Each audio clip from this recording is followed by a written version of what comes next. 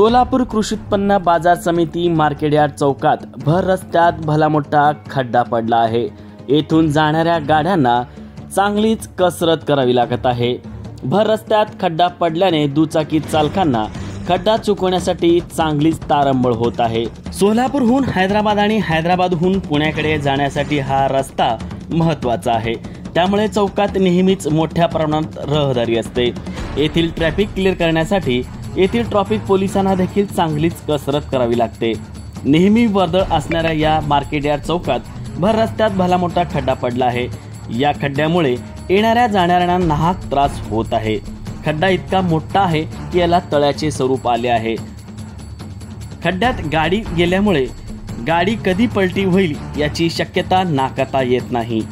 या खड्ड्याला काही दिवसापूर्वीच तात्पुरत्या स्वरूपात बुजवण्यात आलं होतं, परंतु तो खड्डा पुन्हा पडला आहे। याला प्रशासनाचा हलगर्जीपणा म्हणावं की ठेकेदाराचे कामचुकारपणा। त्याला कायमस्वरूपी हा खड्डा बुजवून रस्ता सुरळीत का केला जात नाही हा प्रश्न उपस्थित होतो। एखादी घटना घडण्याची प्रशासन वाट पाहत आहे का? सामान्य नागरिकांच्या जीवाशी हे प्रशासन खेळ खेळत आहे का?